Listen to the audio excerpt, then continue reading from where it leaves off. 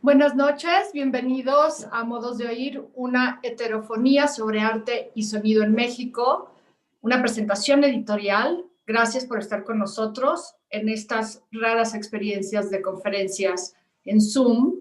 Yo tengo la gratísima experiencia de estar con todos los participantes de esta presentación, que ahorita les menciono quiénes son, pero que no nos hemos visto en un montón de tiempo, entonces estamos muy contentos. Estábamos chacoteando muy divertido antes de que empezáramos nuestra presentación. No sabemos a quién le estamos hablando, esperemos que estén ustedes allá, donde sea allá. Mi nombre es Lucía San Román, soy la directora del Laboratorio Arte Alameda, la actual directora, porque aquí está la previa directora con nosotros, y les doy la bienvenida. El proyecto que tiene muchas aristas y ahorita vamos a empezar a entender cómo funciona, su complejidad y las razones de su complejidad. Tuvo su momento expositivo del 28 de noviembre de 2018 al 31 de marzo de 2019 en los museos del Limbal, Exteresa Arte Actual y Laboratorio Arte Alameda, que son parte de la Secretaría de Cultura. Fue generado desde un interés fundamental de destacar el desarrollo de la producción artística en torno al sonido en las últimas 3 décadas en el país. Fue gestionado a partir del interés por parte de Tito Rivas, el director de Exteresa, quien está con nosotros, y Tania Edo, quien, como les explicaba, la previa directora del Laboratorio Arte Alameda, de crear plataformas de investigación, curaduría, exhibición, archivo y publicación acorde, es decir, que sean en paralelo de complejos, ricos, variados, vivos, a el tema del arte sonoro en México, que no sigue una línea histórica lineal, una historia lineal como ninguna, digamos, historiografía o historia del arte lo es, pero en este caso, este es un proyecto, digamos, porque tiene tantas aristas que me cuesta trabajo nada más decir un proyecto expositivo, de publicación y demás, que tiene las capas necesarias y la densidad necesaria para estar a la par del tema. Por ello, muy pronto, los directores, Tito y Tania, convocaron a un grupo de curadores, investigadores y artistas para pensar el proyecto y darle forma. Es decir, es un proyecto que no es un proyecto de un solo autor, curador, investigador, ni de 2 ni de 3, son 8, bastantes. Son unos santos mis colegas también, porque yo soy curadora, esa es mi formación, y con 3 son suficientes, ¿eh? Pero bueno, aquí son 8, ya platicaremos un poquito de eso. Y además también tenemos muy importante mencionarlo a los editores del libro. Esta es la razón por la que estamos aquí presentes, por esta belleza, que tengo aquí una copia, en Modos de Oír, la H, esta para atrás, muy bonito diseño, pronto lo tendrán en sus manos. Tito al rato nos explica cómo puede llegar a las manos de todos en pandemia. Es un esfuerzo titánico por parte de las instituciones, en particular de la Exteresa, y de los editores, y la casa editorial, el que el libro esté en este formato y no sea un PDF, y eso es algo que se debe celebrar. Hoy con nosotros se encuentran 6 de los 8 curadores. Voy a leer brevemente sus bios, porque aunque estaba en contra de eso, perdón por los ruidos, yo vivo en la Doctores, a pesar de que estaba en contra de eso, son unos capos impresionantes. Entonces sí es importante que sepan quiénes son. Y ya después vamos a proceder a las preguntas que les voy a hacer yo.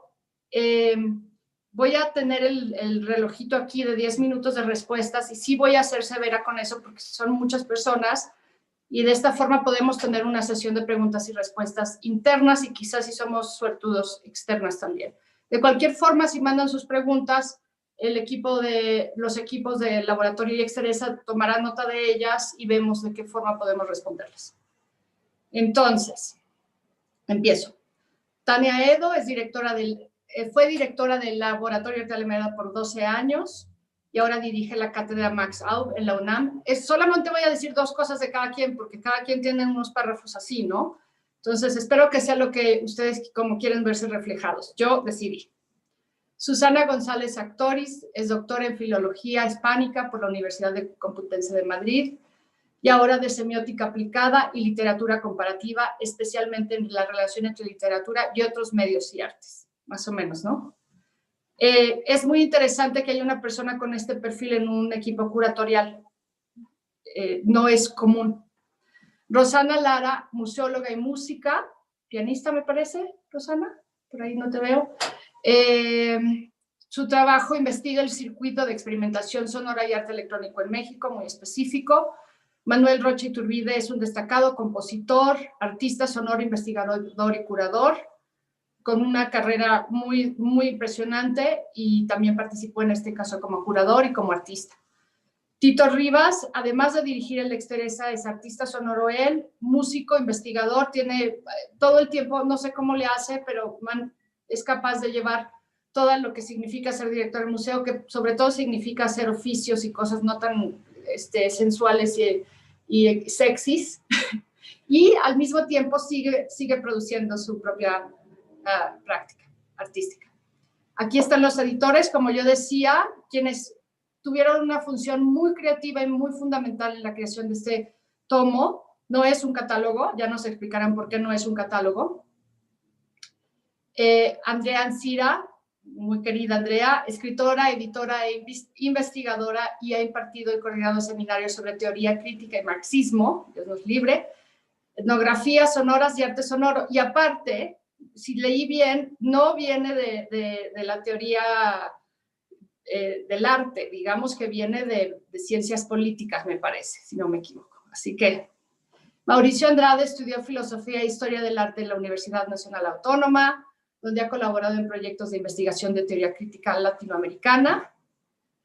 Y esta experiencia creo que se presenta de una forma muy importante e interesante en lo que se llama la Coordinación del Templo de Estudios Subcríticos, que es un programa autoformativo de Bikini Wax Eps, que seguramente va a estar en los libros de literatura crítica, de teoría crítica y historia del arte en el futuro, simplemente por el nombre, ¿ok?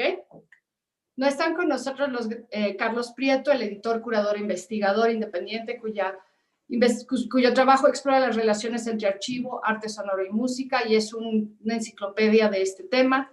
Y la querida Bárbara Perea, curadora y especialista en artes y medios, y actualmente coordinadora de exposiciones en el área de arte y tecnología de la Fundación Telefónica, a quienes también tenemos que agradecer porque ellos apoyaron todo el tiempo este proyecto de forma significativa.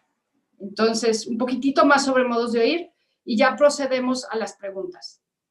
Modos de oír, exposición, ¿qué fecha tenía? Ya no me acuerdo, era como marzo. Sí, el 31 de marzo, cuando yo empiezo el laboratorio, está montada,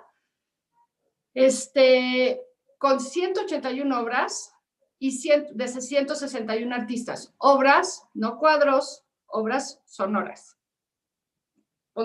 Prestemos atención a lo que eso significa. En 2 museos de la Ciudad de México, a la vez, hay una exposición que tiene 181 obras, ahorita nos dicen los periodos, que las personas van a escuchar utilizando metodologías de museografía muy experimentales y formas de escucha, que ahorita vamos a entender, porque se llaman modos de oír, particulares. Es un proyecto que devino de un seminario curatorial inédito en México coorganizado por Exteresa y la en 2017, es decir, tiene un largo proceso, que están interesados en esto, dado su largo y comprometido papel como instituciones que han apoyado la creación y difusión de las prácticas sonoras, de nuevos medios, etcétera, en los últimos 20 años. El laboratorio cumple 20 años el 28 de noviembre. Entonces, sin más, con esta breve explicación, quisiera invitar a Tania y a Tito, los directores que anclaron el proyecto, para que nos expliquen cuál fue la premisa del proyecto, qué buscaban con ello, qué se consiguió y por qué esa complejidad creativa de investigación, de desarrollo. ¿Por qué tanta gente? ¿Por qué tantas aristas? Quien quiera contestar primero, ya no los veo todos, ya veo nada más a algunos. No sé cómo le vamos a hacer. Tania, por favor. Sí. Empieza, Tania. O levantan su manita, yo aquí me muevo de adelante para atrás. Bueno, pues primero que nada, muchísimas gracias, Lucía, por presentarnos y por pues, continuar con este proyecto y que hoy estemos festejando la publicación de este libro que el público va a poder tener, porque es justo una de las partes más importantes, o como tan importantes como todas las aristas, como bien decías, de este proyecto, ¿no? Y creo que lo que buscábamos sobre todo era dar cuenta de esta heterogeneidad amplísima que implica lo que conocemos o lo que nombramos como arte sonoro, ¿no? Que sobre todo creo que era muy importante dar cuenta de justo de esa heterogeneidad y era imposible hacerlo entre 2, 3 o 4 agentes curatoriales, ¿no? Creo que sí era indispensable generar este gran equipo curatorial precisamente por la complejidad de la práctica sonora en nuestro país y en general, que va pues desde la concepción del sonido como materia y el medio en el que se propaga, ¿no? Que es pues la atmósfera, este éter, y a veces se convierte en instalaciones, pero también había que dar cuenta como de la disputa, digamos, que implica el debate sobre lo musical y lo no musical, el hecho de que haya tantos artistas desarrollando piezas con el sonido como materia, el cuerpo como soporte, el cuerpo como emisor también, como el cuerpo en su performatividad y abordando el asunto del sonido como un tema, ¿no? La partitura como un modo de inscripción y después de la posibilidad de generar también una pieza sonora o el soporte de inscripción del propio sonido, como en algunas otras piezas que, bueno, vamos a estar viendo algunas de ellas en la presentación que preparó el laboratorio, pero creo que sobre todo era eso, ¿no? Cómo dar cuenta no de una totalidad, pero sí de la complejidad de estas prácticas. Y solo podía llevarse a cabo con esta variedad de voces para convertirse, pues, en una experiencia para el público a través de una exposición, de un archivo, de un programa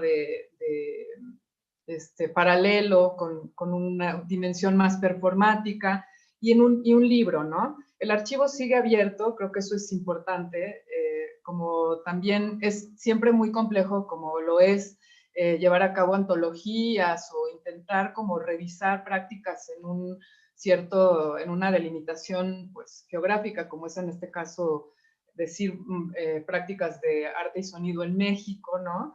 Y creo que también otra cosa que fue muy importante es que además de este equipo curatorial grande, la parte de la edición del libro, ¿no? Que Andrea y Mauricio llevaron de una forma increíble, tiene que ver con que pues Andrea también estuvo de una forma intermitente, pero desde el principio del proyecto, ¿no? Y llevar a cabo este libro como una conversación, que es lo que es, da cuenta justo de esa heterofonía, ¿no? Creo que hay una de las imágenes que estuvieron compartiendo en redes sociales, que Tito compartió, que es un diagrama, que creo que da cuenta también de esa forma, de ese modo de operar, digamos, con el que estuvimos trabajando durante un año, porque bueno, creo que ese es otro récord, ¿no? El haber llevado a cabo investigación, curaduría, planeación de la museografía y todo en un año, ¿no? Entonces, creo que ese diagrama funciona un poco como la partitura, como una especie de diagrama de esa heterogeneidad,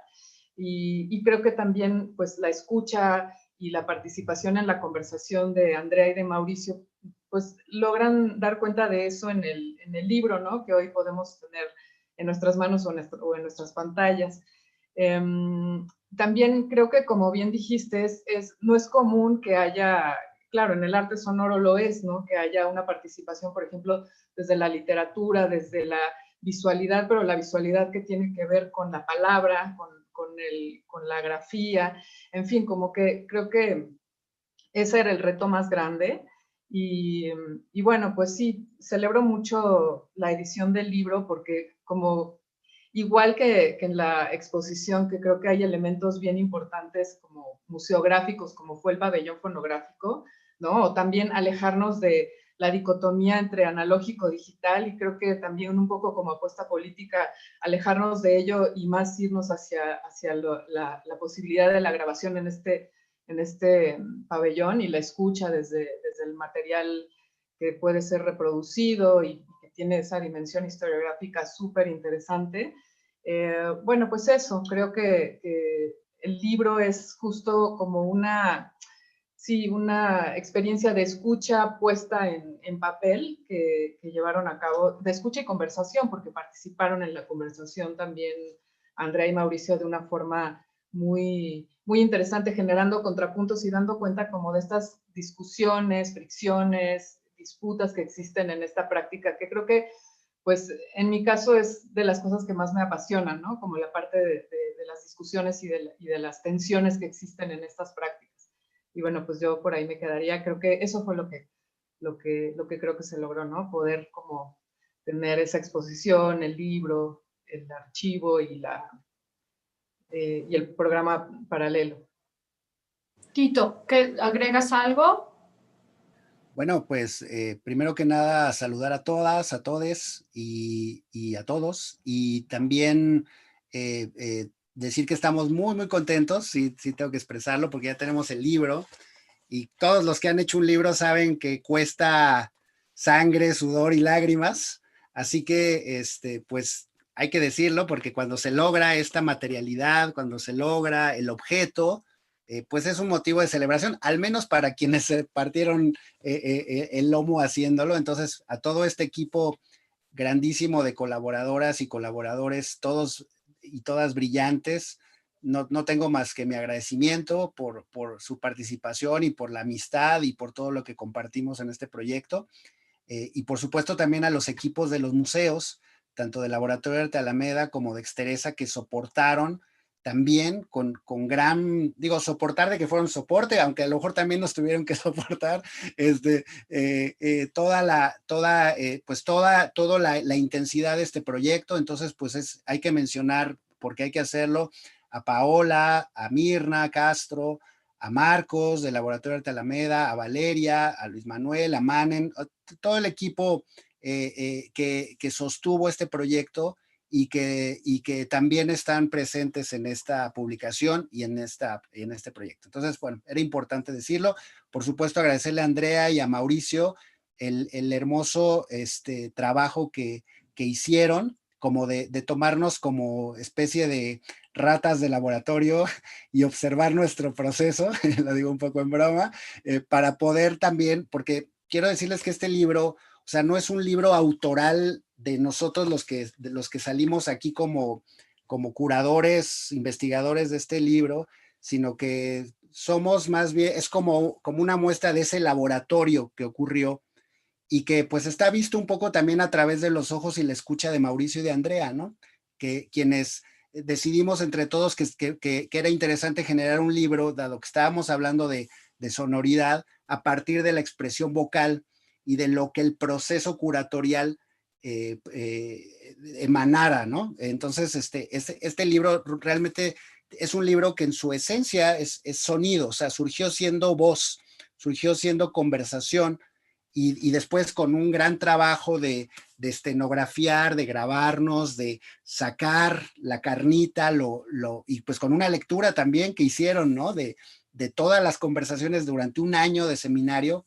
Es cierto que no todo se utilizó para el libro, pero sí fueron varias sesiones en donde quedó postulado lo que está aquí, que es un diálogo vivo, ¿no? Por eso el nombre que propusieron los editores de Heterofonía, pues no le vino nada mal, porque justamente alude a eso, ¿no? Ya nos comentarán ellos cómo lo vieron.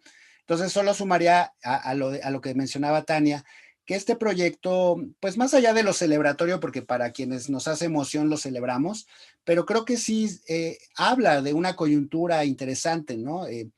Por una parte, el hecho de atestiguar la viveza, la efervescencia de las escenas sonoras, y digo escenas porque justo el proyecto nos reportó que no había una escena de arte sonoro, había muchas escenas conviviendo, algunas paralelas, algunas tangenciales, ¿no? pero inevitablemente existentes, ¿no? Y ocurriendo en el país, ¿no? Y entonces el interés por hacer el mapeo de esto que estaba ocurriendo fue un poco lo que detonó este proyecto. Por supuesto, es un proyecto que debería decir que entra dentro del género de las utopías, ¿no? Porque pues este tipo de proyectos que pretenden hacer compilaciones o que son así como enciclopédicos, pues son utopías, ¿no?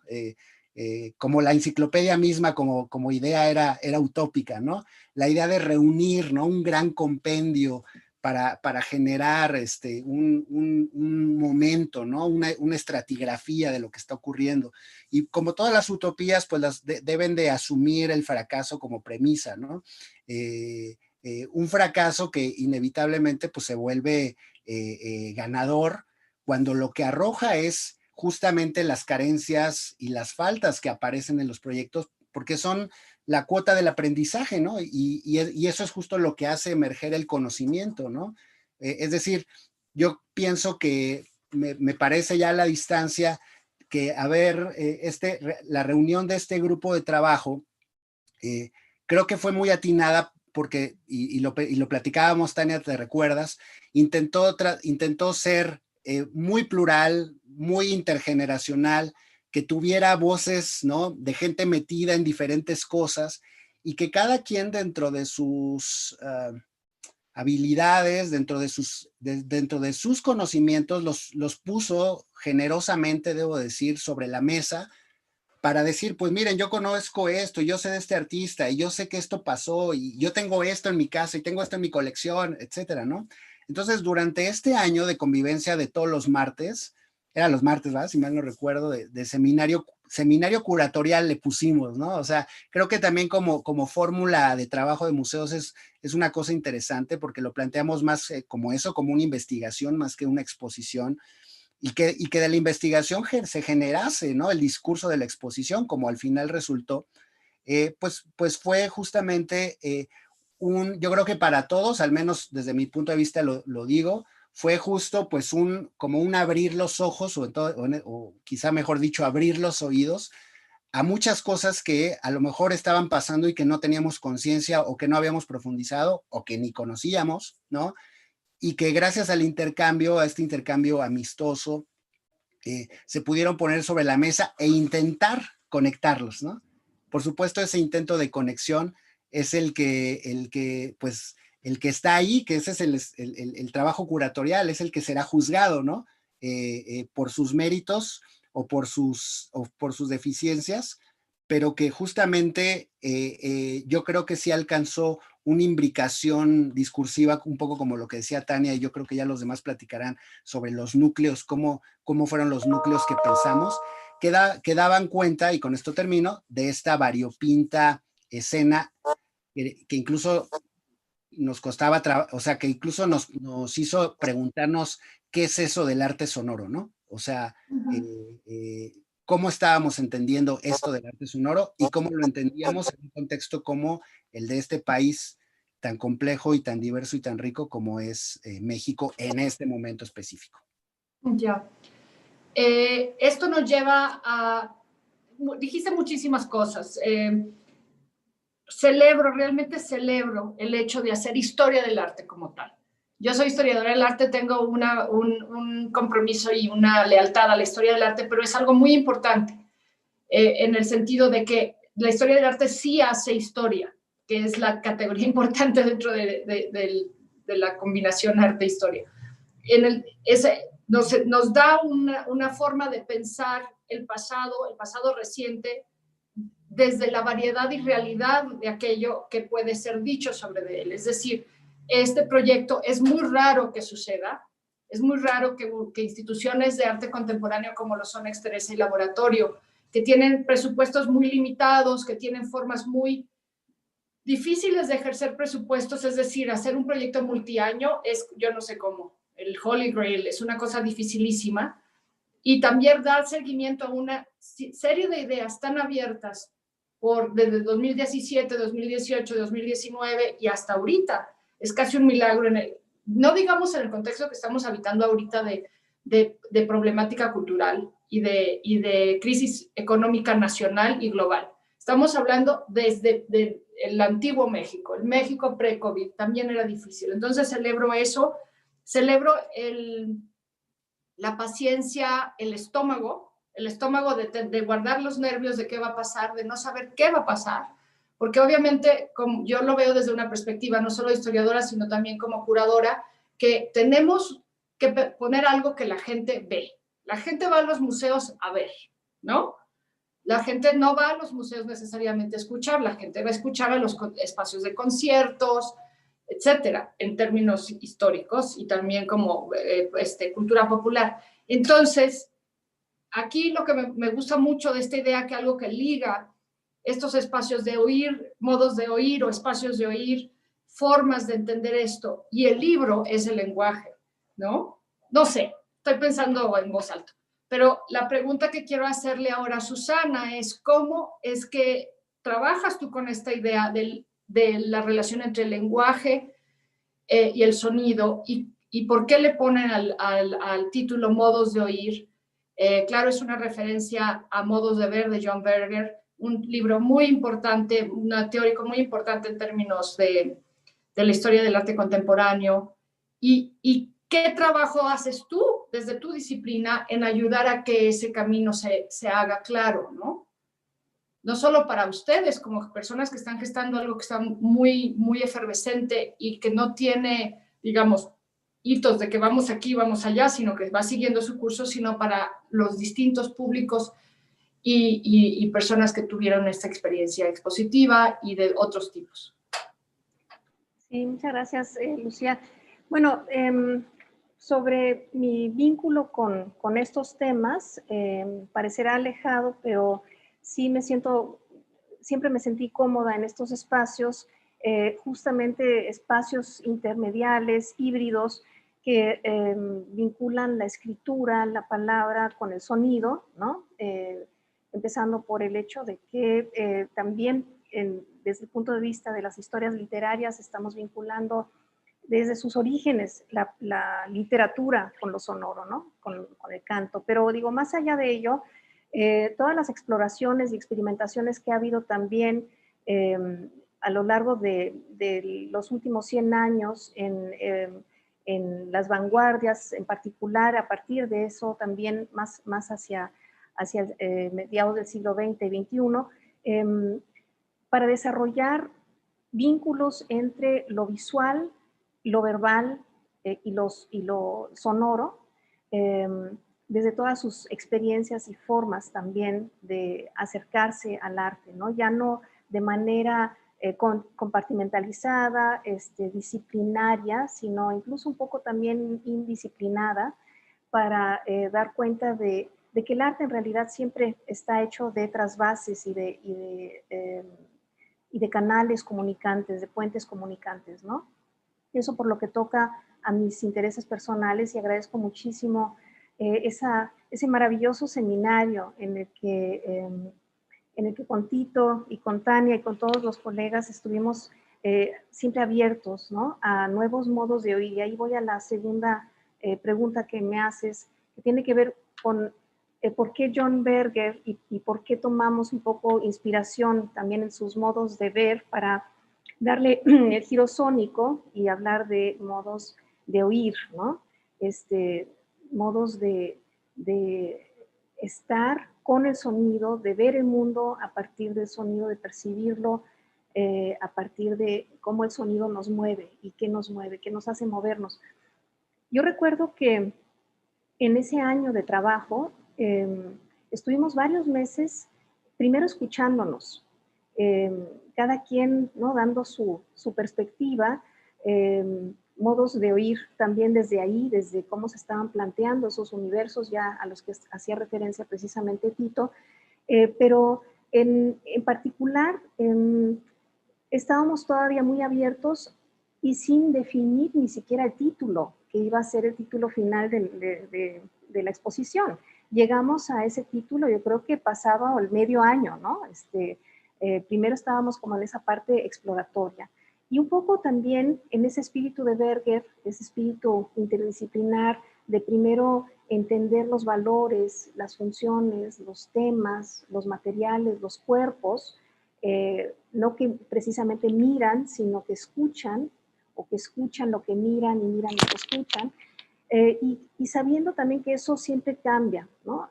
A lo largo de las épocas y los contextos, por factores que pueden ser sociales, culturales, políticos, económicos, incluso tecnológicos, en el caso de lo sonoro, que es muy importante, ¿no?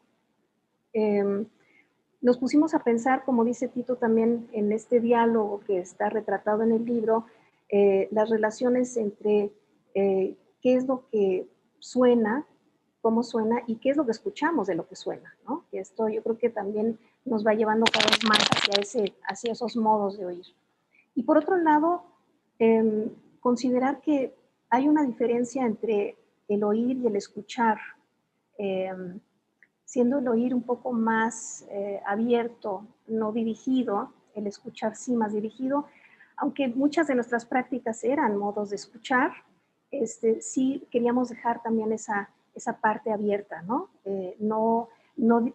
Ofrecer varias trayectorias, pero no una sola mirada, ¿no? No un solo oído también. Entonces, esa vinculación entre oír y escuchar creo que es importante también en estos modos. Un acto que requiere apertura, pero también atención, muchos sentidos y también muchos tipos de orientación, ¿no? Eso me lleva a otro punto que serían, digamos, las perspectivas de escucha. ¿Qué perspectivas de escucha abren los modos de oír? Un poco análogo a los puntos de vista, ¿no? Tomando un poco siguiendo un poco con esta idea de la mirada, hablar de puntos de escucha, que suena un poco raro, pero tiene muchísimo sentido. ¿Cuál es el punto de escucha desde donde nos acercamos a los hechos? Y ahí también en el libro, Manuel habla de una relación proxémica que tenemos con el sonido, ¿no? Relación de el sonido y el espacio, el sujeto en el espacio también de ese sonido. Estar frente a algo o estar siendo envueltos por el sonido, ¿no? Esto es también muy interesante. Cuando estamos observando algo parece que tenemos el objeto enfrente, pero cuando estamos escuchando no necesariamente el objeto está enfrente, ¿no? Nos penetra de muchas maneras.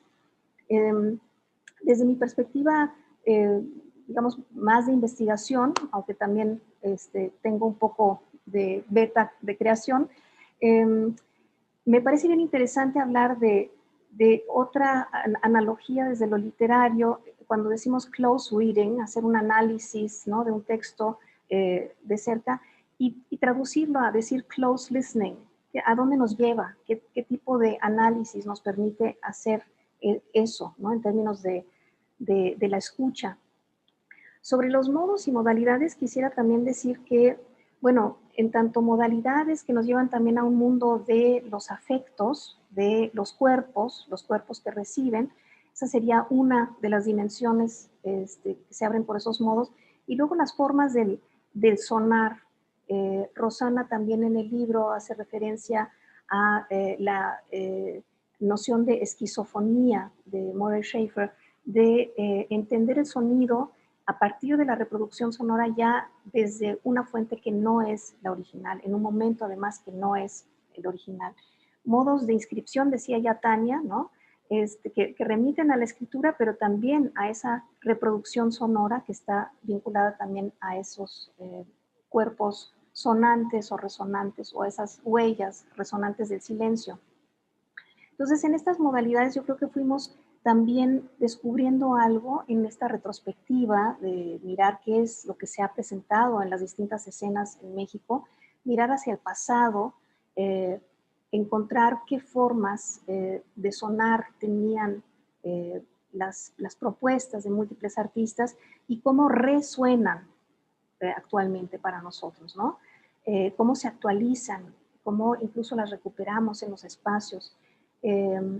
Descubrir también esto que tú decías, Lucía, que la historia incluso del arte y en particular de esto que llamamos en el amplio paraguas muy polémico también arte sonoro, una historia discontinua, ¿no? Que reúne también muchísimas aproximaciones. Modos en la exposición ya, modos de oír por analogía, por recorrido que nos invita, ¿no? De una pieza a la siguiente, pero también por contraste entre esas piezas, ¿no? Escuchamos también lo que una pieza tiene que no tiene la otra, por ejemplo, o una propuesta respecto a la otra. Y modos de oír también por contrastes entre nosotros que estuvimos dialogando sobre las obras, digamos, en términos de propuestas curatoriales, ¿no? Cada quien desde su formación en un diálogo que fue, sí, un encuentro, que sí fue un descubrimiento y que tampoco estuvo exento de roces, pero roces virtuosos, roces que hacen chispa, ¿no? Como las dos piedras que se frotan y de pronto sale la llama. Yo creo que es un poco eso, y que como ya decían Tito y Tania, sí nos llevó en muchas ocasiones a redescubrir las obras, a redescubrir eso, digamos, inaudito, ¿no? Inaudito, por ahí también creo que en la introducción Tito y Tania refieren a esto en el libro. Sobre el proceso, quisiera también decir que el proceso que llevamos, ya un poco abonando a lo que mencionaba Tito, en antes y después de la curaduría, que también son distintos modos, ¿no? Modos de oír, modos de oírnos, modos de oír lo que decíamos en un inicio, y cuando ya con Andrea y con Manuel hicimos este ejercicio de diálogo para cerrar, y diálogo reflexivo, evidentemente nos llevó también a nuevos lugares. Los productos creo que también son parte de esos modos de oír, y creo que aunque estamos en una situación muy extraña y extraordinaria en esta celebración de un libro desde lo no presencial, ¿no? Estamos también ejerciendo modos de escuchar y de hacer y de convivir de maneras muy interesantes. Es decir, seguimos en diálogo, seguimos escuchando y seguimos desarrollando modos de intercambio que sí pasa mucho por lo sonoro. Ya decía Tito que pues, parte del germen de esto surge también de la voz y del intercambio y de la escucha, y bueno, pues aquí estamos escuchando también resonancias, ¿no? Que actualizan otra vez esos modos de oír.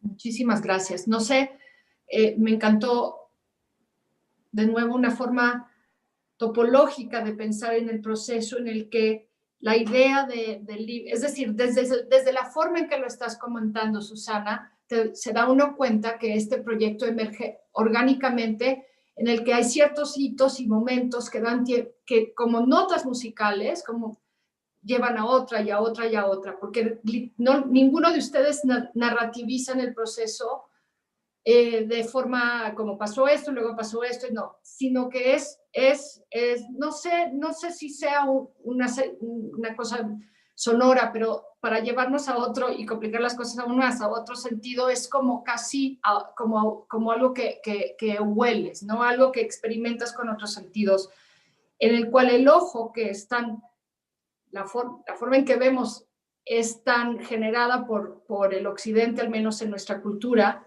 es de por sí ya implica jerarquías, líneas de tiempo, primeros y despuéses, ¿no? Entonces, regresaremos a algunos de estos temas al final en la charla en general. Quería continuar con unas preguntas a Cintia, porque creo que es relevante en esta, digamos, una sinfonía es más ordenada. En esta ciudad que hicieron como curaduría, esta ciudad o esta, no sé ni cómo decirlo, como unos árboles en un árbol quizá, donde se escucha todo a la vez o se escuchan ciertas cosas en ciertos momentos. En su caso tenían 8 curadores, ya mencioné mi horror ante esa idea. Y quisiera saber cómo realmente trabajaron, Cintia. ¿Qué implicó en términos de diálogo, en términos también de desarrollo de escucha? ¿Cómo fueron los roles? Y al final, ¿cómo empezaron a jalar narrativas y cruces para hacer una exposición? Porque una exposición no sale solamente del diálogo, una exposición sale del diálogo que después se ordena y se hace una partitura, se hace un script, un guión. ¿Nos puedes platicar un poquito? Sí, claro. Pues hola, me da muchísimo gusto a mí también celebrar esta publicación. Yo ya quiero tener ese libro en mis manos también y explorar esa experiencia editorial y esa experiencia de legibilidad de estas voces que estuvimos también articulando y que hoy haciendo memoria, porque ha pasado pues ciertamente ya un tiempo que nos permite también repensar el proyecto, me parece, y que con esta relectura del libro ahora que han realizado Andrea y Mauricio, pues creo que nos va a permitir seguir extendiendo este futuro de estos modos de oír que hicimos inicialmente en retrospectiva hacia una historia reciente del arte sonoro en México, pero eso, lo que ya han dicho antes mis colegas, tienen muchísimo futuro y tienen muchísimas ampliaciones. El proceso, en efecto, no fue necesariamente sencillo, pero concuerdo con Susana en este choque disfrutable.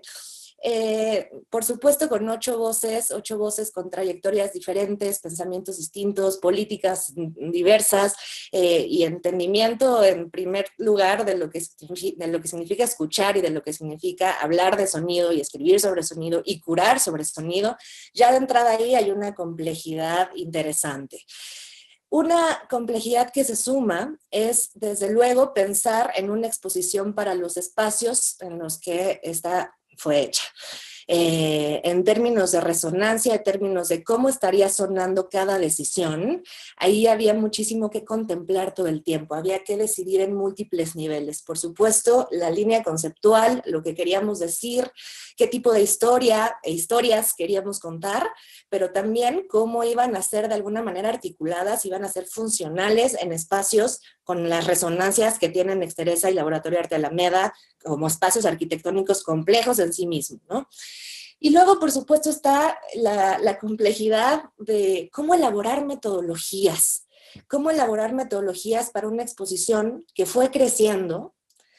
No, inicialmente me parece que nadie tenía idea de que iba a ser tan grande, o quizá tuvimos también en algún momento muchísimas piezas y hablamos muchas veces de hacer filtraciones y de hacer selecciones más concretas, pero luego había otra vez un montón de huecos que no queríamos dejar. Entonces, era un poco también estar jugando a ampliar y a reducir las vertientes, las derivas de esta exposición, los ejes conceptuales, pero de nuevo contemplando esto, la dimensión sonora, la dimensión política, la dimensión arquitectónica y luego la dimensión, que queramos o no, es también narrativa y quiere decir algo y quiere contar algo de alguna manera. En lo que me parece que estuvimos muy de acuerdo en etapa temprana fue en la no cronología, ¿no? En la no linealidad del proyecto.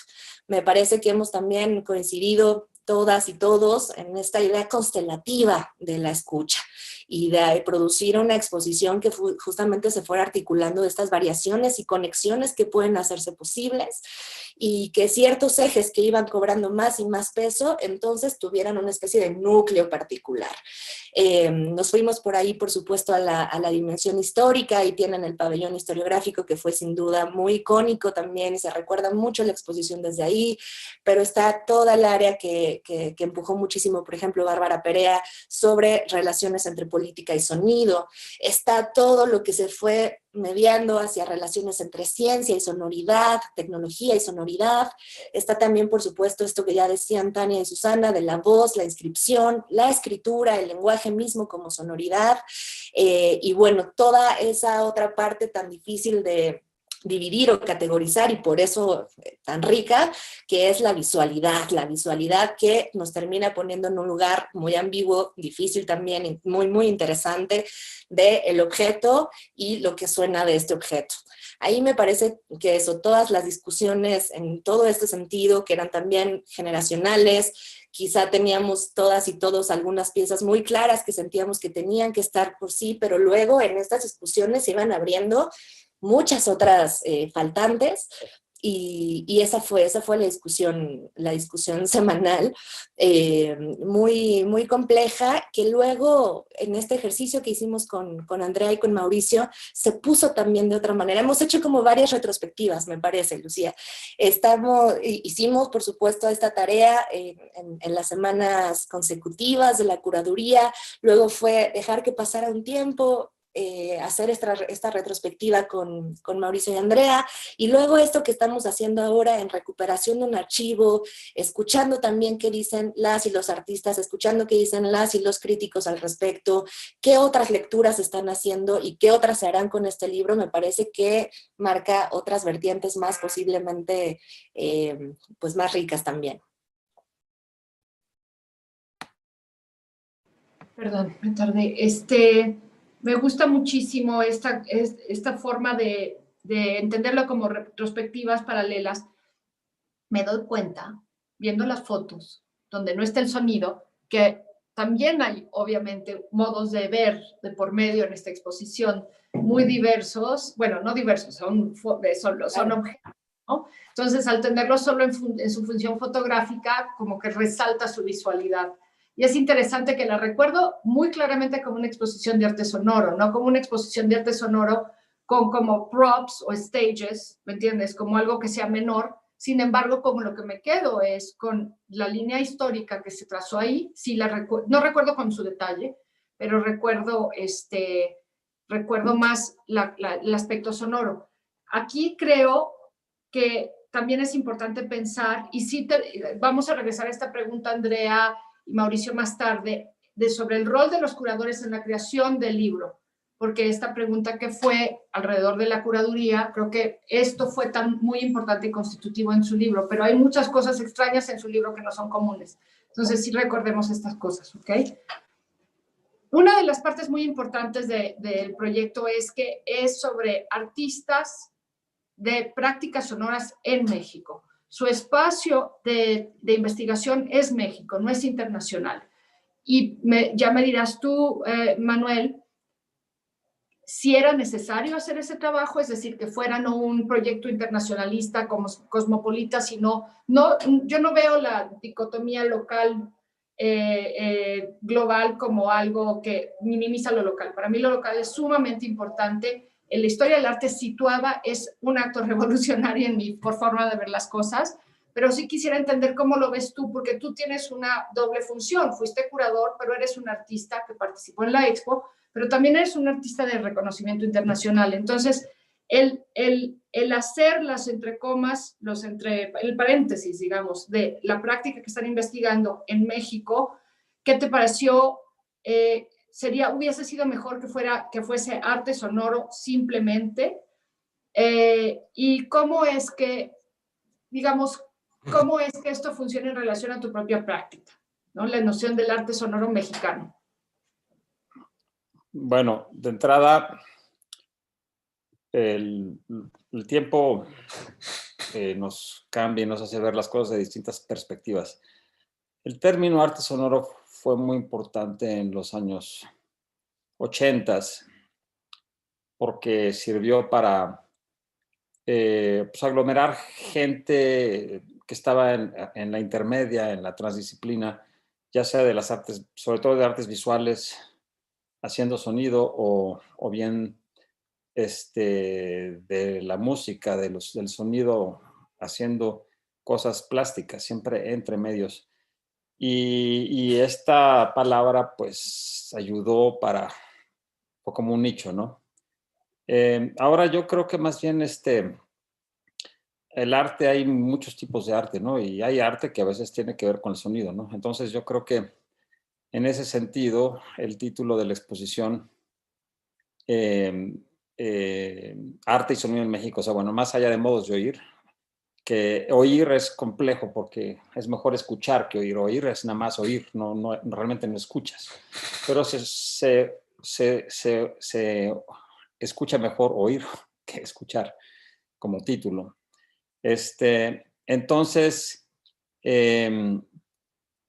luego está el tema o sea, es arte y otras cosas, o sea, es el sonido, la idea del sonido y del silencio, por supuesto, en relación al arte, pero a muchas otras áreas que están presentados dentro de un contexto artístico, porque en la exposición había cine, por ejemplo, una película de Nicolás Echeverría, o videos, pero no, el sonido es muy importante, ¿no? Se vuelve parte muy importante de la obra, ¿no?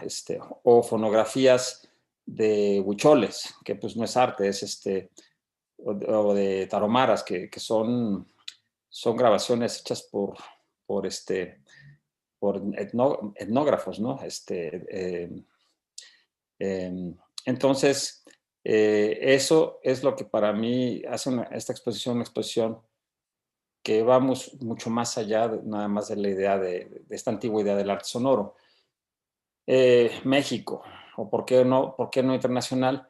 Hay que decir que no es nuevo que el Laboratorio de Alameda y el Exteresa hagan cosas que tienen que ver con sonido. O sea, desde que está Guillermo Santamarina en el Exteresa,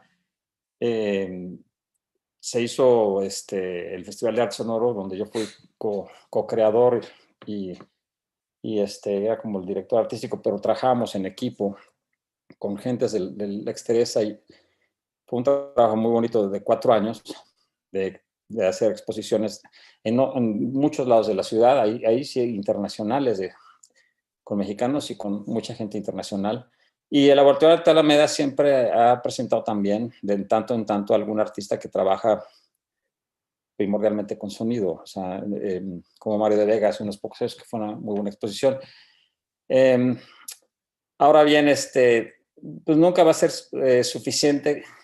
México solamente se había hecho una exposición antes que le hicimos yo y Roberto Arcaute en Oaxaca en 2014, se llamaba Sonoplastia. Obviamente, era una pequeña exposición, bueno, no tan pequeña, era toda la planta alta del Maco de Oaxaca. Pero pues era otra idea, esta idea de la investigación y de hacer una exposición en donde también empezamos en el archivo, que es un tema que yo he tocado. Tengo mi propio archivo que algún día donaré. He colaborado con el archivo del laboratorio regalándoles algunas cosas. Me interesa mucho la memoria y la historia, así como a ti. No soy historiador, pero de alguna manera hice la primera crónica del arte sonoro en México y ahora ya haré pronto un libro que está trabajando en él y un gran capítulo que hice para una publicación de la UNAM hace como 3 o 4 años, mucho más extenso ya con un estudio más a fondo. Entonces me he vuelto historiador sin querer queriendo y esta exposición lo que más me gustó fue que fue mucho más allá de, pues además que ahora hay más artistas mexicanos involucrados con el sonido o con la idea de sonido. Que cuidado, porque no es una exposición de oír y de escuchar nada más, o sea, es una exposición con obras de arte que muchas de ellas no tienen, o que no son obras de arte, pero se presentan en ese contexto, que son visuales, muchísimas de ellas, ¿no? Como la que estábamos viendo hace un rato de las bocinas, o sea, las telas de las bocinas se me fue el nombre de este artista mexicano, ahorita se me fue su nombre. Gabriel de la Mora. Gabriel de la Mora, pero son puras telas con bocinas. Entonces también son todo esto que está relacionado, o partituras, por ejemplo, ¿no? O obra gráfica que alude al sonido, pero que es gráfica. Acuérdense de los surfistas a principios del siglo XX que hacían, y otros más, no nada más los surfistas, pero que hacían cuadros musicales, pinturas musicales, o sea, hacían pinturas pensando en la música, ¿no? Entonces toda esta cosa de la intermedia y de la sinestesia era una parte de la exposición, pero lo que me gusta es las otras, que esas mismas no hubieran surgido si hubiera habido una colaboración entre 8 curadores, que no son curadores, es decir, Bárbara Perea, de hecho, la única curadora. Yo he curado cosas, pero no me dedico a eso, y había gente de distintos ámbitos que a mí es lo que más me resultó interesante, ¿no? Hay Rosana Lara, que es musicóloga, por ejemplo, ¿no? En fin, todos, Susana y Cintia, que vienen de la literatura, de las letras, pero todos cercanos al sonido. Entonces, este grupo interdisciplinario es lo que da lugar a la exposición. Y a mí una de mis piezas favoritas es el pabellón fonográfico, porque, no porque lo haya hecho mi hermano, pero yo soy el que les propuse que lo invitaran como museógrafo, pero terminó siendo una pieza, una especie de escultura en sí. Entonces, al final, ese pabellón fonográfico es como la pieza de los curadores específica y de Mauricio, y es donde encontramos todos esos sonidos de una manera no lineal, que Tito, por cierto, le bajaba todo el tiempo, les pedía que le bajaran todo el tiempo, cuando no, al revés, el chiste, yo iba y le subía todos los volúmenes, porque era una torre de Babel, era lo bonito, te acercabas a una bocina y escuchabas ese sonido, pero seguías oyendo el murmullo de todos los demás, ¿no? Entonces, esa para mí es la pieza que se genera por la exposición. Luego están las piezas de todos los artistas o de no artistas, etcétera, ¿no? Entonces, bueno, pues eso sería que tengo que decir. El catálogo, pues no lo tengo en las manos, no lo he visto. Es complicado porque el catálogo son pues básicamente el texto de estas pláticas, ¿no? Entonces no es un catálogo común y corriente. Y obviamente no puede haber mucha obra en el catálogo porque hay muchísimas las obras que había, ¿no? Entonces, Manuel, es que no es un catálogo. Sí, yo sé que no es un catálogo, es el libro a partir de la exposición, yo sé, o sea, pero de todas maneras, en libros de exposición... que se viera en catálogo, pero está bien. No tengo nada en contra, está perfecto que sea así. De hecho, a mí me interesan más los libros de exposiciones, como uno de Sol Lewitt que tengo, que sí tiene fotos de la exposición, pero a partir de ahí, al final están todos sus textos, bueno, gran parte de sus textos y de cosas, de información. Entonces, a mí me interesan más ese tipo de libros en donde realmente uno puede enterarse y profundizar mucho más, ¿no? Entonces, estoy totalmente contento con el catálogo, así como es, bueno, con el libro. La producción. Y también hay que recordar que hay un archivo que existe en línea que captura de forma más fidedigna el trabajo, digamos, más de historiadores, investigadores y la historia de las obras en particular. Está enfocado en las obras, con material alrededor de las obras, archivos de diversa índole, donde sí se captura la diversidad de su trabajo, pero también la diversidad del arte sonoro en México, ¿no? Entonces, es cierto que esa parte es importantísima. Es decir, si fuese esto un catálogo común y corriente, tendría que ser un libro como muy, muy grande, porque son muchísimas obras, para dar realmente que fuera un trabajo de historiografía disciplinado. Que a pesar de que, bueno, en realidad yo soy bastante, sí creo en las disciplinas, lo siento, perdón. Pero bueno, hablando de disciplinas, Rosana Lara, como tú mencionabas, es música y museóloga. Y es importante entonces para mí preguntarle en una mirada a posteriori, desde este momento, si realmente este proyecto y este proceso te ayudó a ver líneas narrativas, identidades y prácticas que no habías notado previamente antes de comenzar el proyecto, porque fuiste parte de su gestión y luego viste montado el coso, bueno, el proyecto, la exposición, y has participado de otras partes de esto, ¿no? Entonces, si nos puedes ayudar con esa idea. Sí, claro. Desde mi punto de vista, yo creo que estas líneas narrativas de lo que ha sido el arte sonoro en México hasta hace un par de años, pues vienen a mostrarme más bien la consolidación de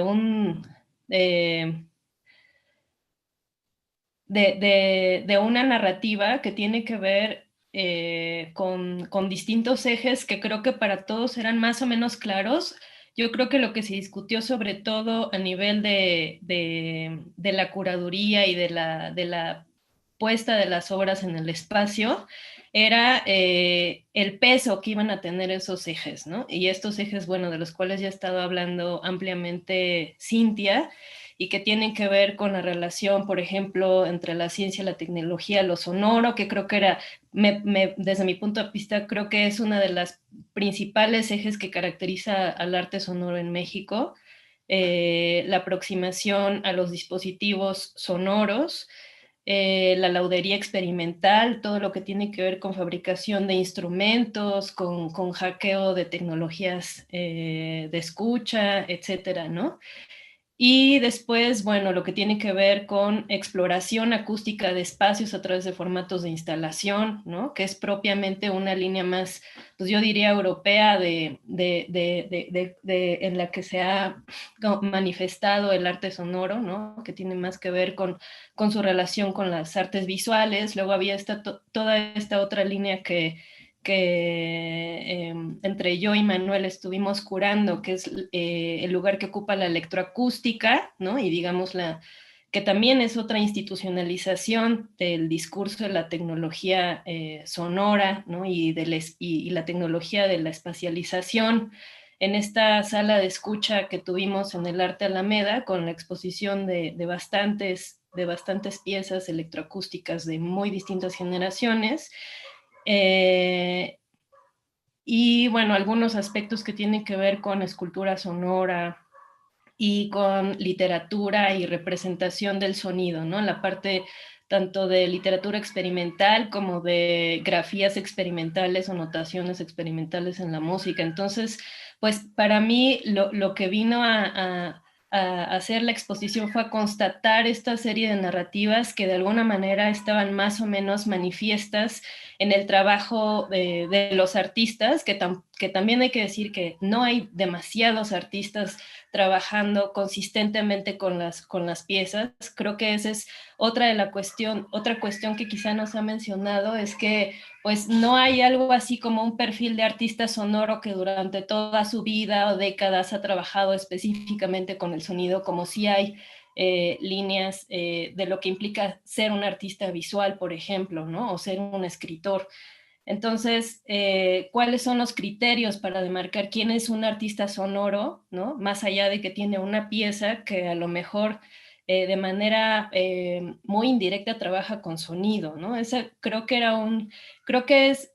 es un gran punto de esta discusión de lo que implica curar algo que no está disciplinado, ¿no? Y sin embargo, aun cuando no está disciplinado, sí está siendo parte de un proceso de institucionalización, de lo que da cuenta la envergadura de la exposición, que se hayan destinado recursos de este calibre, que habla también del interés y de la, digamos, seriedad que se le está dando como práctica de arte contemporáneo en sí misma, y de la, digamos, de la cada vez mayor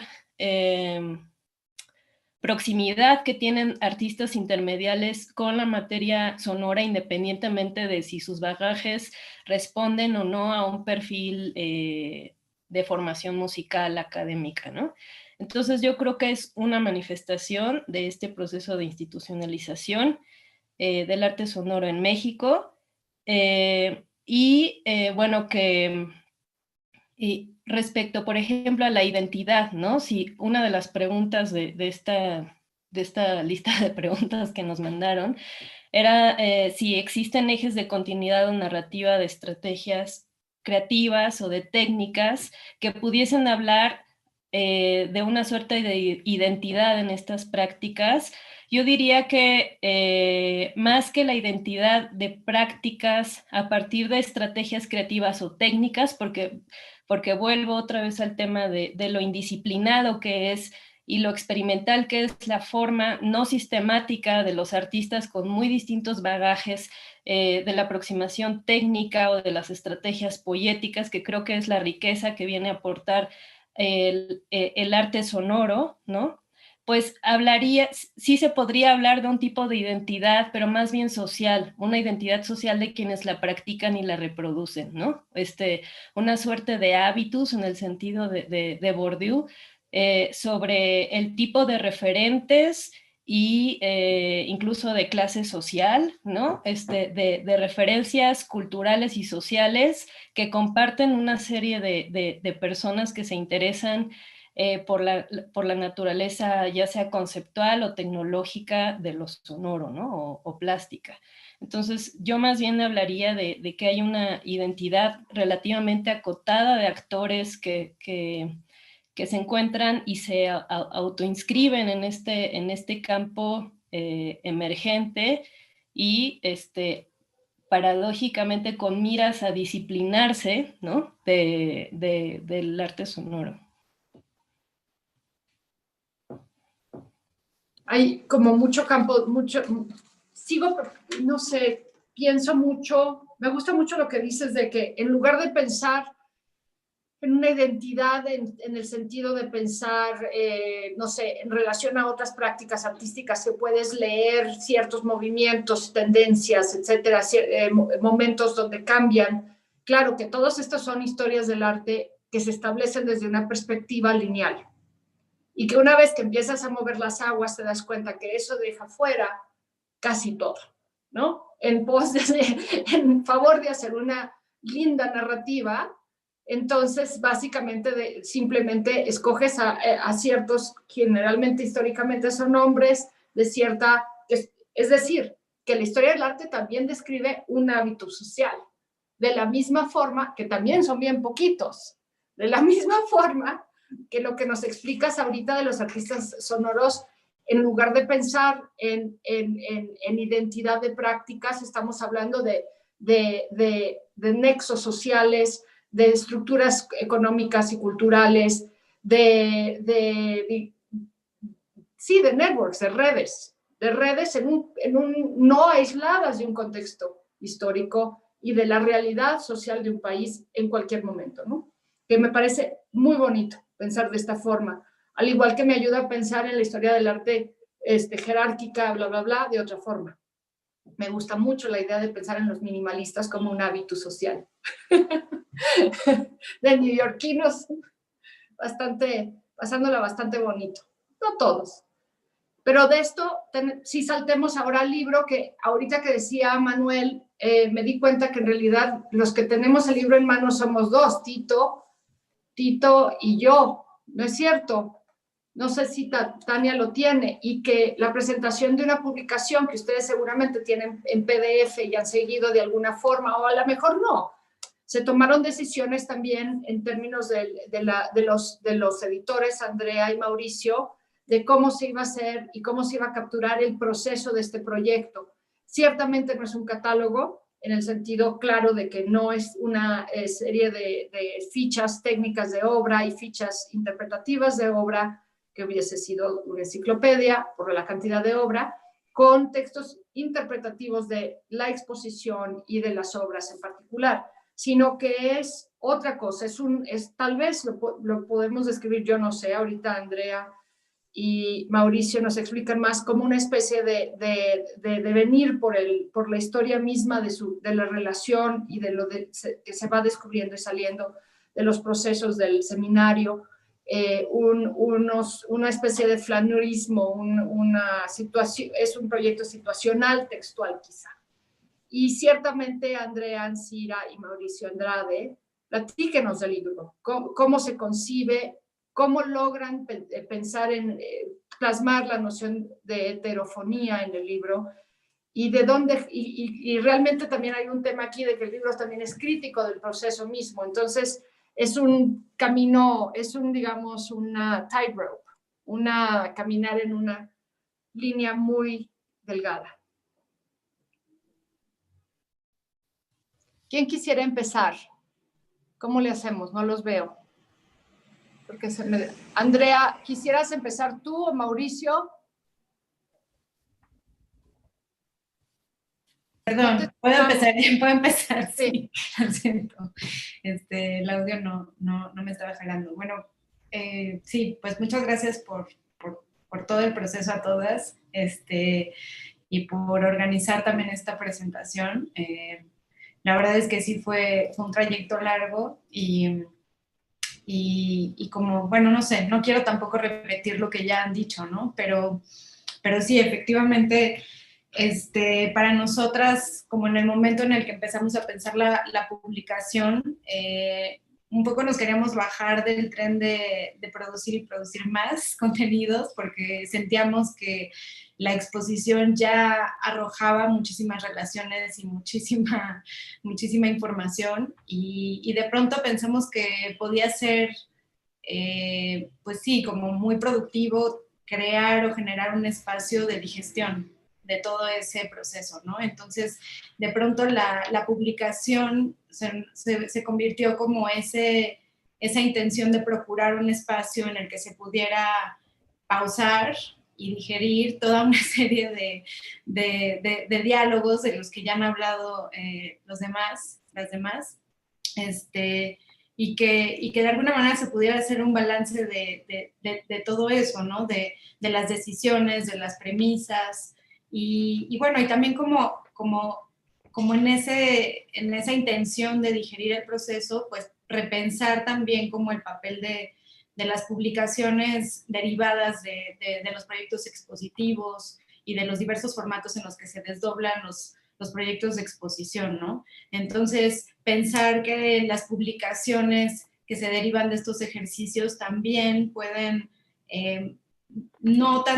pueden servir no solo como herramientas para reafirmar o respaldar o incluso legitimar el discurso curatorial, sino que se vuelvan como oportunidades de reescribir y de repensar esos procesos, ¿no? Porque siempre, no sé, en mi experiencia, no como editora, sino también participando en procesos curatoriales, pues, y sí, como editora también, siempre después de terminar un proyecto, pues es muy, pues sí, puede ser como muy útil regresar a todo el proceso, y pocas veces tenemos realmente tiempo para hacerlo, ¿no? Como que ya que estamos terminando uno, está empezando el siguiente, o ya incluso cuando estás terminando uno, ya el otro va como a la mitad del proceso. Entonces, como que también nosotros al reunirnos con todo el equipo, pues sí, como fuimos tanteando las energías, el desgaste, o sea, sí fue como un proyecto que exigió muchísimo trabajo, como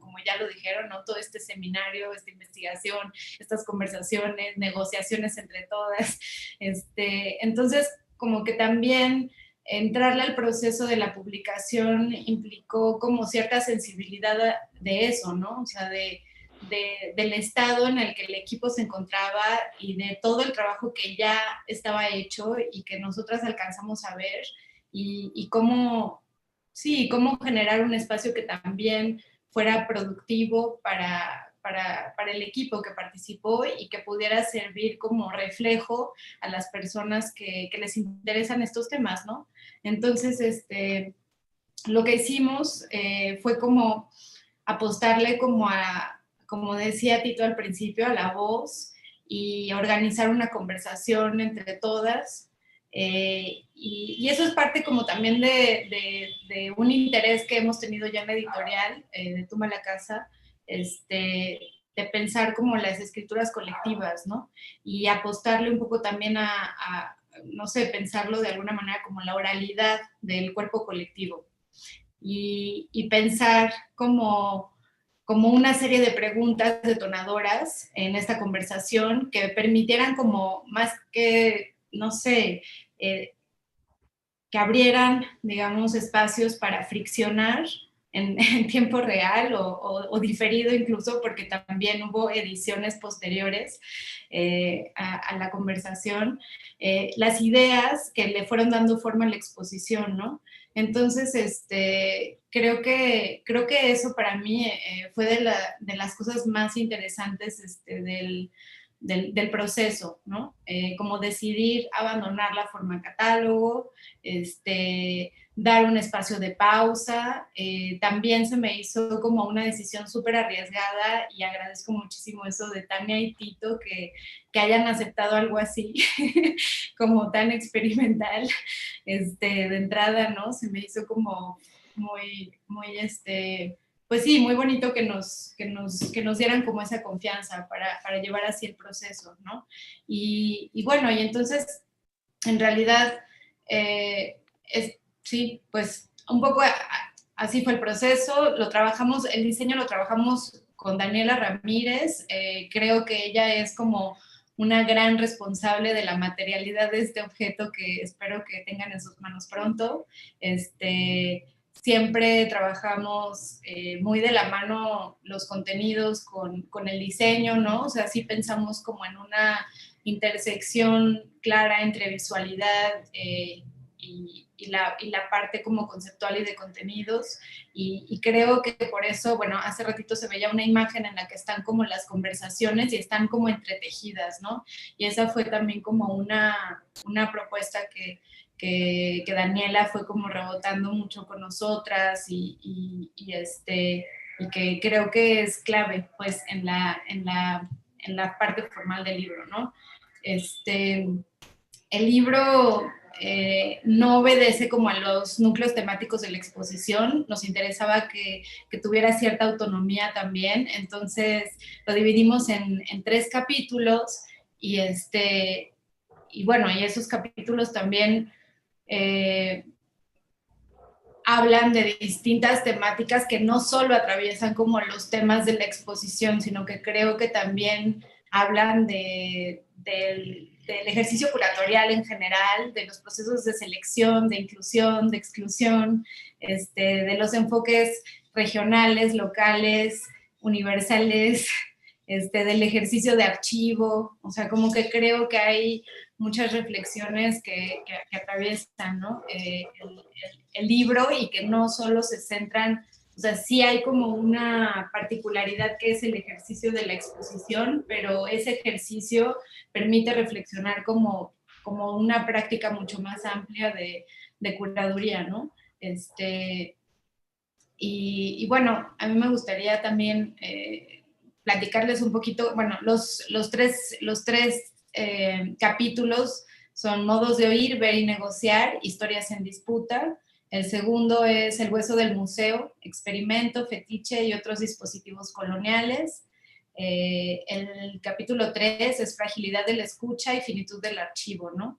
Y bueno, el primer capítulo ofrece hipótesis y como una serie de síntomas curatoriales que todas un poco como que ya sabemos. La intención nunca fue como poner tampoco en sí, como exponer a nadie, ¿no? Sino como ser muy honestas como en nuestro ejercicio, yo también hablando desde mi propio ejercicio curatorial, como los desafíos a los que nos enfrentamos y las contradicciones de historiar, de enciclopediar, de archivar, y eso también, pues, es como, se me hacía como muy importante en cómo toda exposición, pues, expresa ese síntoma.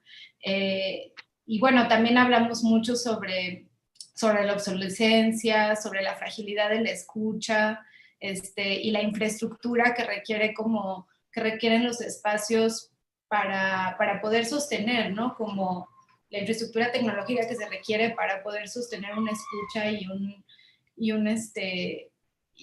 y este tipo de obras en un espacio museístico, ¿no? En fin, creo que sí, hablábamos también sobre el título, ¿no? Porque habíamos decidido heterofonías y creo que me gustaría que Mauricio continuara. Sí, hola, ¿sí me escuchan? Sí, te escuchamos. Adelante. Ah, ya. Sí, pues gracias, igual, ¿no? Por la oportunidad. Yo aprendí un montón también. Me tocó transcribir una buena parte también porque se grabó la conversación, varias horas de conversación. Entonces, yo que no soy experto para nada, ¿no? En el tema, pues me empapé mucho y aprendí un montón y muchos referentes, etcétera. Entonces me tocaba transcribir y al mismo tiempo, pues ir buscando, googleando, leyendo ahí, etcétera, ¿no? Este, y entre todas esas cosas, pues resonó un montón polifonía, ¿no? En la conversación aparece varias personas por ahí mencionaban la palabra polifonía, pero también esquizofonía, por ejemplo, dos personas por ahí también lo mencionaban, me parece que Rosana. Eh, pero al final nos inclinamos más por heterofonía, porque pues esquizofonía pues refiere también bueno, a esta noción un poquito especializada de Schaffer y pues de esta gente, ¿no? Pero se refiere, según nosotras, pues más bien a los medios de reproducción, ¿no? Y los fenómenos culturales que tienen que ver con el original y la reproductividad de los medios, etcétera.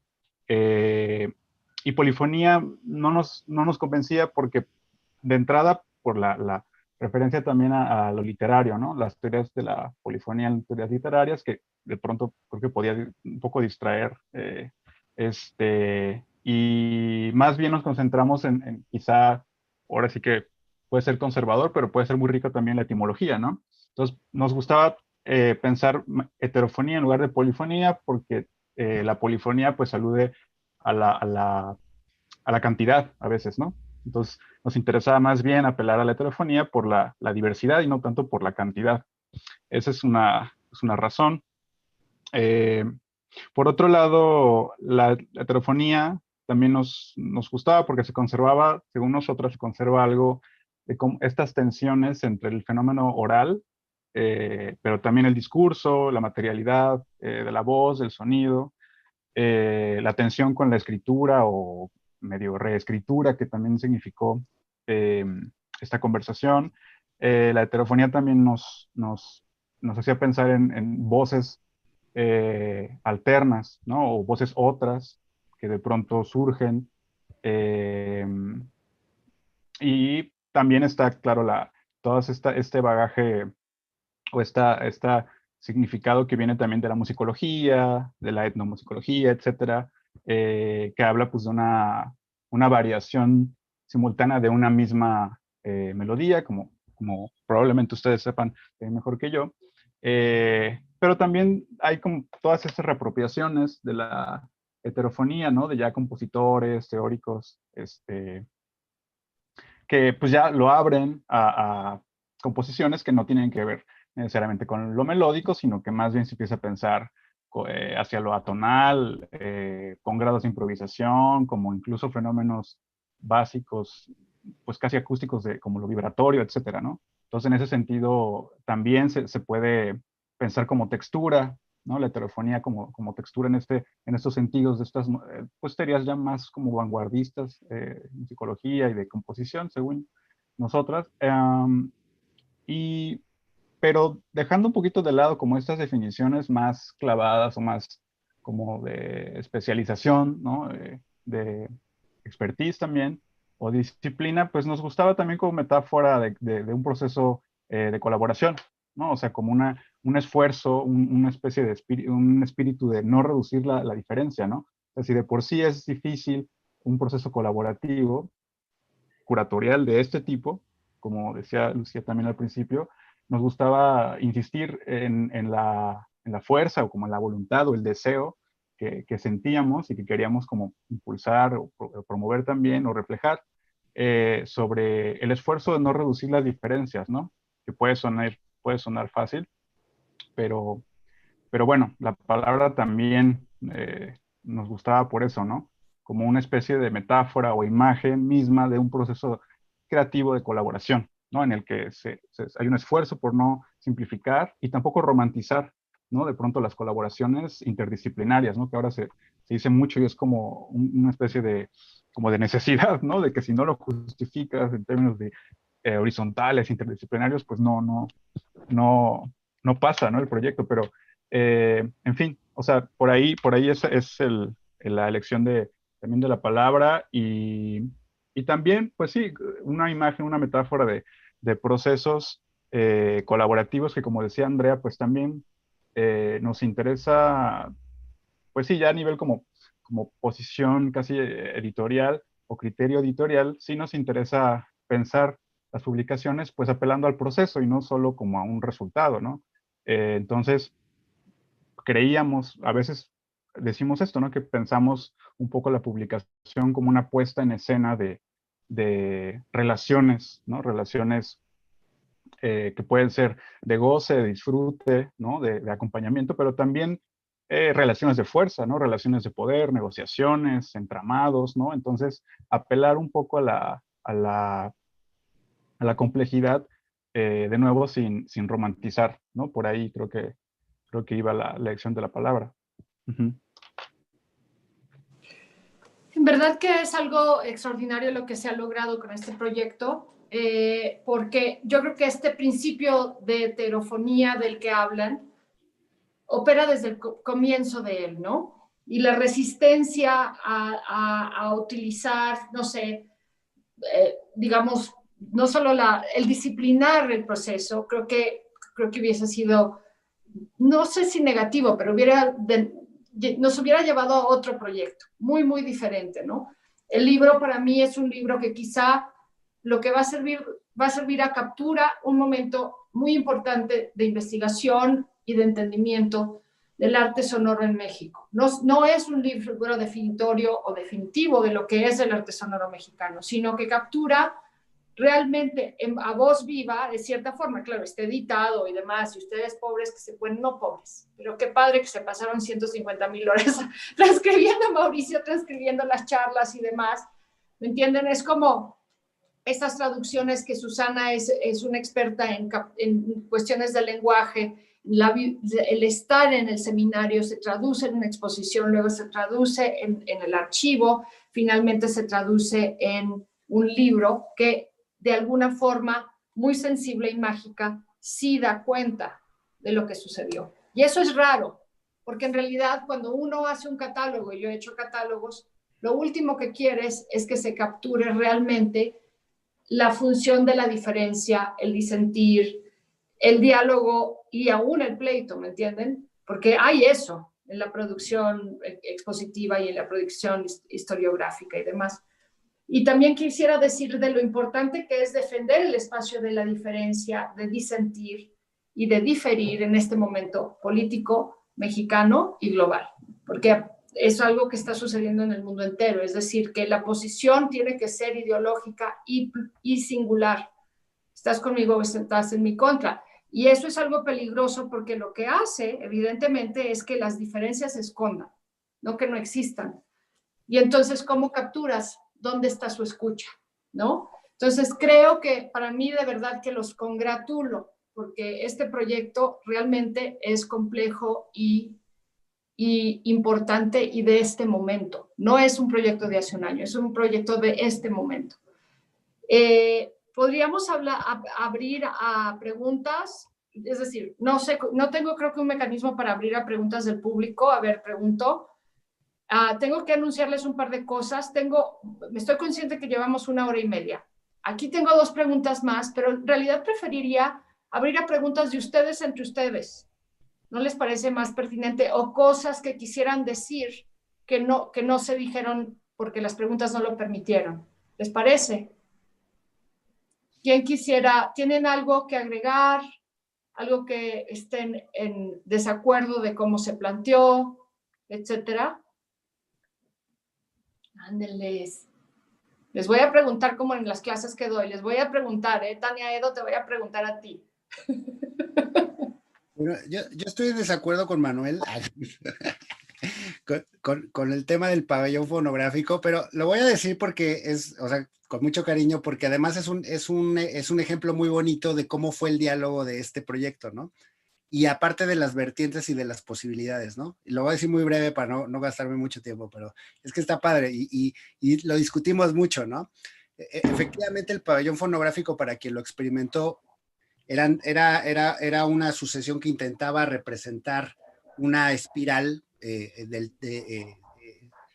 imaginando una cóclea, y cada determinado tiempo te encontrabas con estas tablas muy rough, muy burdos, si quieres, con esa intención explícita, que te iban mostrando estas estaciones, estos espacios de escucha, ¿no? Entonces, efectivamente, esto lo digo porque una gran discusión fue cómo poner el sonido en el espacio, que eso es algo muy complicado para quien ha hecho museografía con obras sonoras, porque pues como saben, el sonido no tiene pues hablando de las disciplinas, no tiene esta disciplina de quedarse colgadita en la pared, ¿no? Ninguna obra sonora tiene que ver con los muros hasta que empieza a rebotar y expandirse a través de los muros, ¿no? Entonces, esa fue una cosa estratégica muy interesante que se fue generando de una manera entre espontánea y también muy pensada, lo tuvimos muy claro en el diálogo.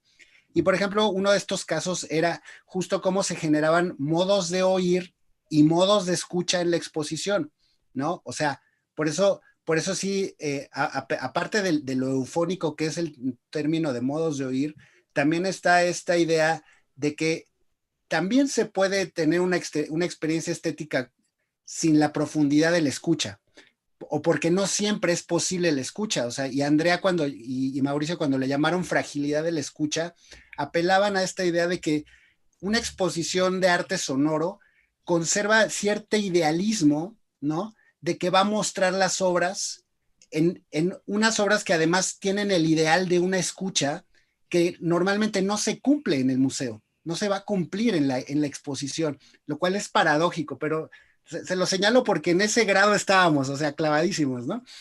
Y entonces, por ejemplo, y con esto termino, el pabellón, efectivamente, como dice Manuel, al sumar todas las bocinas, eran como 17 estaciones, si mal no recuerdo, se formaba una torre de Babel. Y además, efectivamente, la imagen era así, o sea, porque es una torre que va subiendo en círculos y en donde están todas las voces entremezcladas. O sea, es una imagen perfecta de una torre de Babel, ¿no?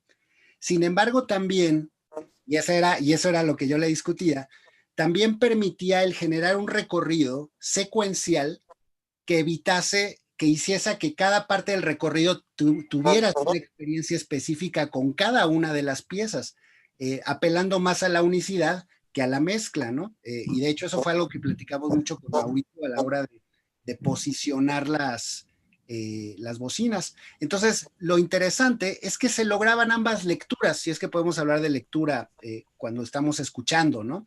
Yo digo que sí. Y esta idea de que Manuel le subía y luego llegaba y le bajaba y luego llegaba Manuel y le subía, justo dio esa posibilidad al público de escuchar dos versiones de la pieza, que a mí me gusta mucho esta posibilidad, ¿no? Porque habrá quien habrá escuchado las estaciones así, las estaciones de escucha ordenadas, y habrá quien habrá experimentado la Torre de Babel. Y ambas cosas era la misma, ¿no? Simplemente con el gesto de subir un poco el volumen. Entonces, este mínimo ejemplo que es anecdótico y chistoso, nos habla de lo sutil que es poner el sonido en el espacio, que es la museografía de lo sonoro, ¿no? Hablando de un discurso museográfico y museológico también. Ese sería un poco el comentario. La otra cosa, yo estuve en las aperturas, bueno, la de Exteresa no pude entrar porque los protocolos institucionales fueron larguísimos y estábamos esperando afuera. Ya por fin me fui al laboratorio, donde la museografía le hizo ya como Castañola, muy distinta. Claro, era una museografía, digamos, de obras de arte, que se buscó crear diversidad en espacios para montar las partituras. Pero lo que quiero notar es que la torre no es un objeto museográfico para mi gusto, es un objeto escultórico sonoro.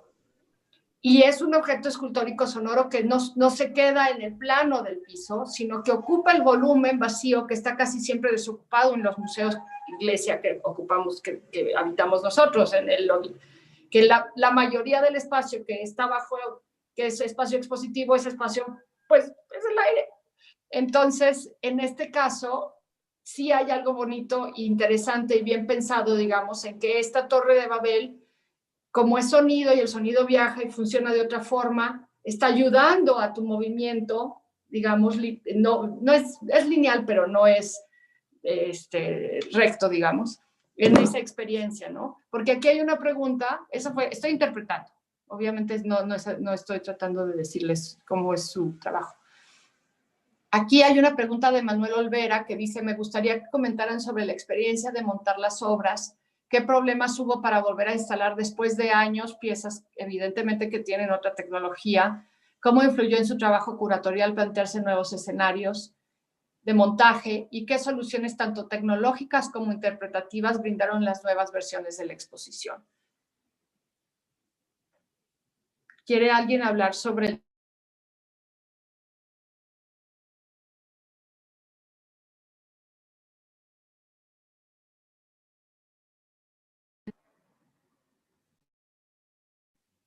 ¿Todo eso lo dije en silencio? No, sí te escuchaste perfecto. Sí, okay. La pregunta sí se escuchó. Sí. Ok, bien. ¿Quién quiere?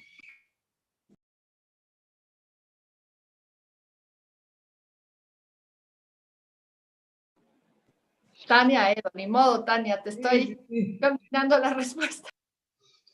No, pues creo que esa pregunta es muy interesante varios lados, ¿no? Por un lado, sí, revivir obras que ya tienen sus años es muy interesante y eso pues lo haces como muy de cerca con el autor, ¿no? La autora, pero la parte museográfica y museológica y esto que Andrea en el catálogo o en el libro, perdón, llama la cota de silencio que requiere a nivel espacial el montaje de este tipo de obras.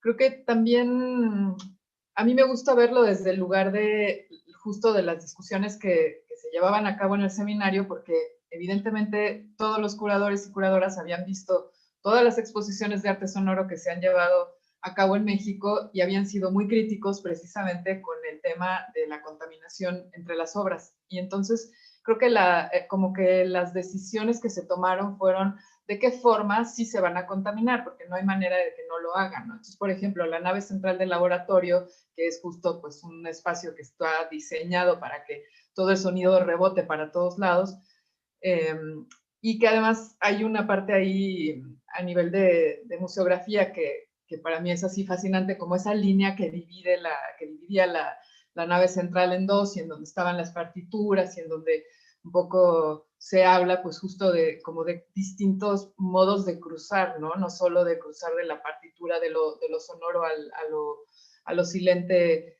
y a la oralización que se produce cuando estás viendo una partitura, ¿no? Imaginas el sonido, pero también, bueno, en la nave central había una sola pieza que sonaba y otra que sonaba como de manera intermitente. Luego, claro, hay la sala de escucha, por ejemplo, sí requería como de prácticamente todo el sonido, y ahí había también del aislamiento, prácticamente aislamiento de esa sala para poder no podías hacer contaminación con ese tipo de obras, ¿no? En el claustro, en donde estaba una pieza, la obra de Manuel, y otras obras que no estaban sonando, que habían sonado alguna vez, eso también, ¿no? Cómo combinar, cómo generar como una especie de concierto, como que esa contaminación fuera, si no armónica, pero sí generara una conversación entre las piezas que fuera coherente, ¿no? Que no fuera como ese caos, y sobre todo eso para mí fue muy interesante, no habiendo sido todos tan críticos con los montajes de los que habíamos participado o en los que habíamos visitado como público, pues ahora resolverlo en el espacio fue todo un reto, ¿no? Y también quería comentar sobre lo que tú decías, Lucía, de hacer una exposición que estuviera delimitada a México, ¿no? Cuando las trayectorias tanto del laboratorio como de Exteresa en relación con el arte sonoro han estado tan relacionadas con las prácticas a nivel internacional, ¿no? En el laboratorio creo que como que hay otra historia paralela, pero que se teje muy bien, no con todo, pero con gran parte de lo que vimos en la exposición, pues con muchos curadores como Carsten Seifert, como Alan Leaf, como, bueno, cuando se llevaba a cabo Radar en el laboratorio, también hubieron experiencias muy importantes, o con curadurías de Guillermo Santamarina y justo también Bárbara Perea, por ejemplo, ¿no? Como que esa historia un poco paralela al mismo tiempo de las prácticas o de estos 30 años a los que alude esta exposición, bueno, en este caso son 20 del laboratorio, pues sí se han llevado a cabo muy en relación con esta, pues sí, con la producción internacional, ¿no? Y estas conversaciones que van más allá, pues sí, de la producción en México. Estoy muy consciente de que es muy difícil mantener la atención en una conferencia de Zoom por mucho más tiempo. Entonces, me gustaría cerrar regresando a cosas prácticas, si me permiten. En particular, hay una pregunta sobre cómo se va a distribuir el catálogo, si hay un formato digital para distribución. Tito, ¿estás ahí? Ay, sí, es que pensé que estabas como frozen. Y también en dónde qué puntos de venta, cuándo y cuánto cuesta, etcétera. Sí, claro, para todos los que han preguntado, por el momento vamos a empezar a poner el libro en venta en el Laboratorio Arte Alameda y en Exteresa Arte Actual. A partir de la próxima semana, todos los que visiten los lugares van a poder adquirir el libro. Y va a esperar unas semanas más para que ya pueda entrar en las librerías. Con la cuestión de la pandemia, todo el tema de la distribución, el embodegamiento y todo de los libros está en un ritmo mucho más lento del que suele tener normalmente, que también es lento. Entonces, en este caso, pero lo digo de todos modos, en poco tiempo podrá estar disponible en librerías como Educal y otras en las que el Instituto Nacional de Bellas Artes, que edita el libro junto con Tumba la Casa, van a estarlo dando a la venta. Y bueno, comentarles de paso que se van a hacer unas trivias en estos días en las redes sociales de Laboratorio y de Exteresa. Para quien quiera tener el libro al lado, pues estén pendientes de las redes sociales. Y vamos a subir, no sé si ya inmediato, un poco para generar el gusto por el objeto físico, el libro de manera digital para un ISU, para que lo puedan consultar todos y todas. Pero pues ahorita vamos a tratar de promocionar el libro físico que como se ha comentado aquí, quedó muy bonito, y por lo pronto van a poderlo adquirir entonces en Exteresa y Laboratorio Arte Alameda a partir de la siguiente semana.